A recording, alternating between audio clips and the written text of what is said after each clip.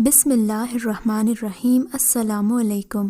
ہم لوگوں کے مالی حالات کچھ خاص اچھے نہیں تھے۔ ابا کا کاروبار میں خسارہ ہوا تو ہمیں اپنا ذاتی گھر بیچ کر کرائے کے گھر میں رہنا پڑا۔ یہاں آ کر پہلے پہل تو ہمارا دل نہیں لگا، مگر پھر نیچے والی فیملی سے سلام دعا ہوئی تو بوریت کچھ کم ہوئی۔ اس گھر کو ابو کافی بابرکت کہتے تھے، کیونکہ یہاں آنے کے بعد ابو کے کاروباری خسارے میں نہ صرف یہ کہ کمی آئی تھی، بلکہ ان کا کاروبار اب منافع کی طرف جا رہا تھا، جس سے ہمارے مالی حالات کچھ بہتر ہوئے۔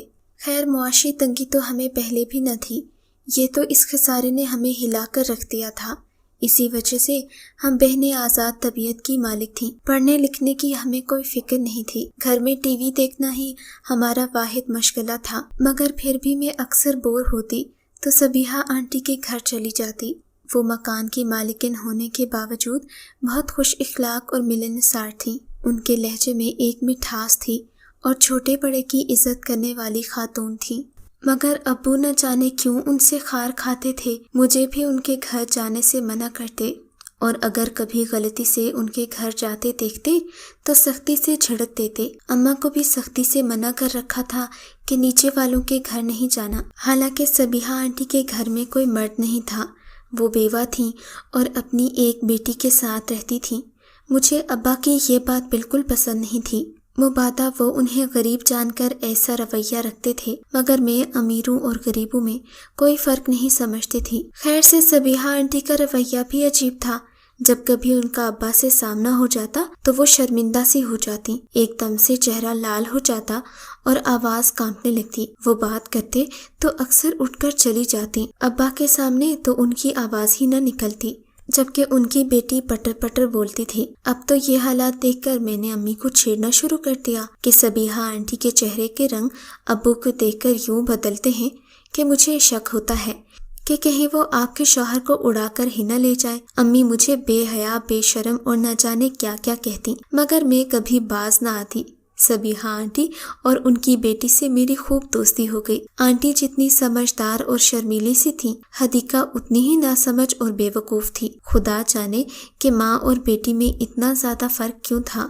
خیر، ان کی بیٹی حدیقہ بھی دل کی بری نہیں تھی، معصوم سی تھی اور ہر بات منہ پر ہی کہہ دیتی، لیکن کچھ دنوں سے میں محسوس کر رہی تھی کہ میرے سامنے بات کرتے کرتے وہ یکدم رک جاتی ہے۔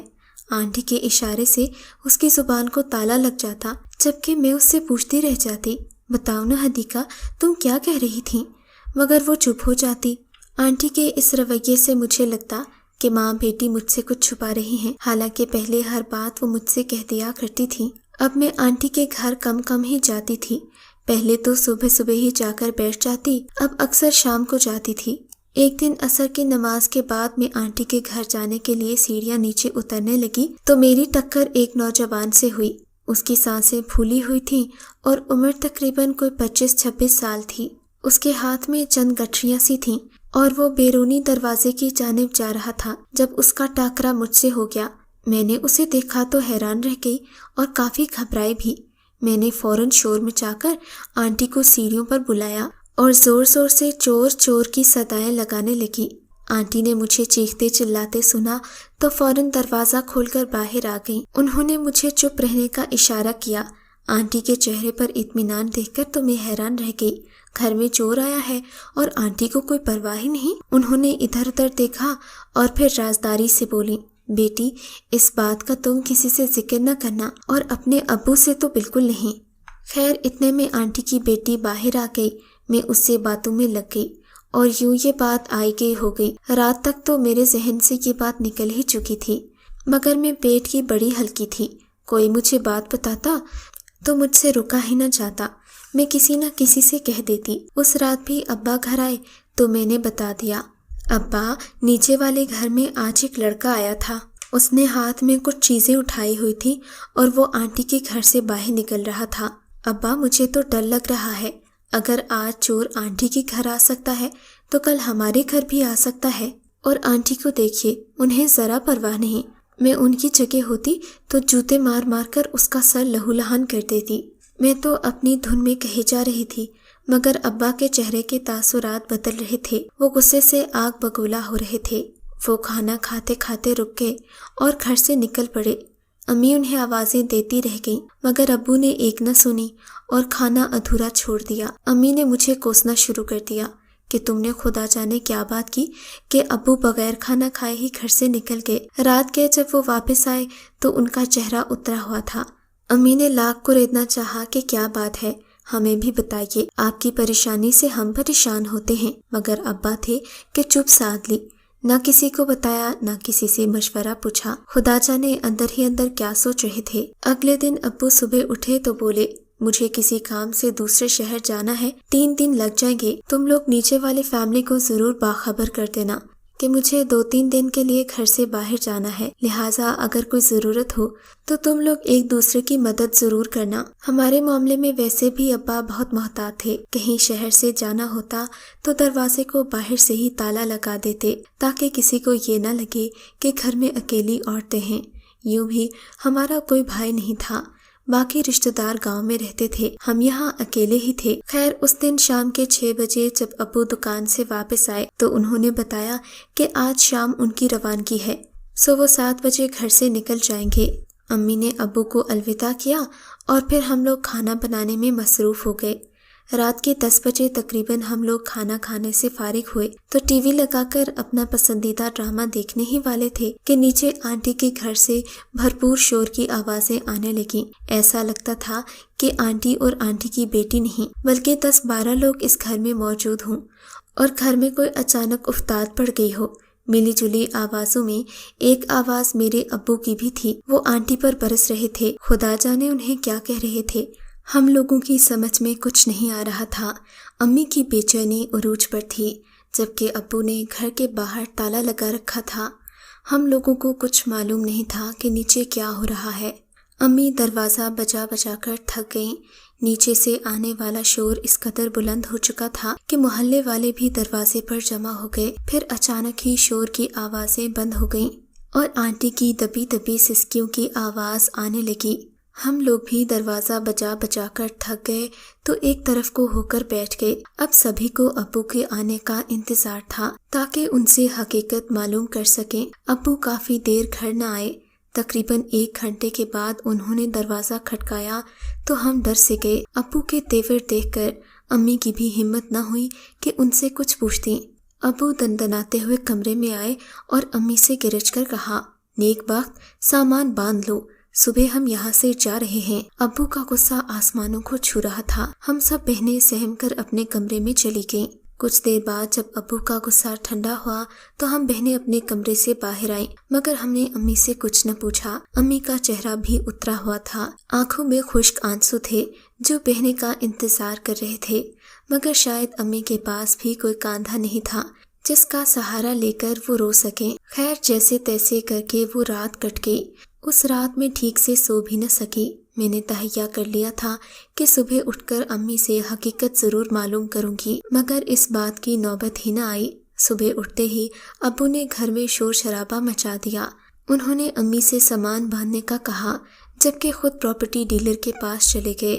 اتنے میں نے موقع دیکھا اور چپکے سے گھر سے نکل گئی۔ امی مجھے منع کرتی رہ گئیں مگر میں نہ رکی اور سیدھا سبیحہ آنٹی کے گھر پہنچی۔ وہاں ان کے گھر کی حالت دیکھ کر تو میں حیران رہ گئی۔ وہ آنٹی جو اپنے فرش پر ایک تنکا تک برداشت نہیں کرتی تھی، ان کا گھر گندا اور بکھرا پڑا تھا۔ فرش پر جگہ جگہ کانچ کے ٹکڑے پڑے تھے جبکہ پانی بھی بکھرا ہوا تھا۔ آنٹی بہت نفیس خاتون تھیں۔ ان کے گھر کی یہ حالت میں نے آج پہلی بار دیکھی تھی۔ پورے گھر میں سناٹا تھا۔ میں نے خود ہی کمرے میں جا کر جھانکا تو آنٹی کا رو رو کر برا حال تھا۔ ان کی آنکھیں شب بیداری کی گواہی دے رہی تھیں۔ ان کی حالت دیکھ کر میری ہمت نہ ہوئی کہ میں ان سے کچھ پوچھ سکوں، البتہ ان کی بیٹی جو ان سے ذرا فاصلے پر ہی بیٹھی تھی، سر جھکائے گمسم بیٹھی تھی۔ میں نے ان کی بیٹی کو باہر آنے کا اشارہ کیا مگر وہ نہ آئی، جیسے وہ مجھ سے کوئی بات ہی نہ کرنا چاہتی ہو۔ آنٹی نے بھی آج مجھ سے کوئی بات نہ کی۔ میرا دل اداس ہو گیا۔ میں بھی وہیں بیٹھی رہی۔ آنٹی جب تک آپ بتائیں گی نہیں کہ کیا ہوا ہے، میں بھی یہاں سے ٹلنے والی نہیں ہوں۔ بالآخر آنٹی کو اپنے لب کھولنا ہی پڑے۔ بیٹا یہ تمہارے سمجھنے کی باتیں نہیں ہیں، بہتر ہے کہ تم یہاں سے چلی جاؤ۔ ویسے بھی تم لوگ اب اس مکان سے جا رہے ہو اور ہاں اگر تمہیں جاننا ہی ہے تو پھر اپنی ماں سے پوچھ لینا۔ آنٹی نے لا تعلقی سے کہا تو میرا دل ٹوٹ سا گیا، مگر میں ان کی حالت سمجھتی تھی۔ جب ہی ان کی بیٹی نسرین باہر آئی اور مجھ سے کہنے لگی کل تمہارے ابو نے امی پر بہت غصہ کیا ہے، یہیں پر بس نہیں کیا بلکہ انہیں بالوں سے پکڑ کر گھسیٹا بھی ہے۔ انہوں نے امی کو طرح طرح کی باتیں کی ہیں اور پھر کمرے میں لے جا کر کوئی ایسی بات کی کہ امی کا رو رو کر برا حال ہو گیا۔ نسرین کی فطرت سے میں اچھی طرح واقف تھی، وہ ناسمجھ سی تھی اور اسے آدھی ادھوری باتیں سمجھ میں آتی تھیں، سو میں نے اسے سیدھی بات پوچھنے کی بجائے ادھر ادھر کی باتیں شروع کر دیں۔ اچھا نسرین، یہ بتاؤ کہ کل ہوا کیا تھا؟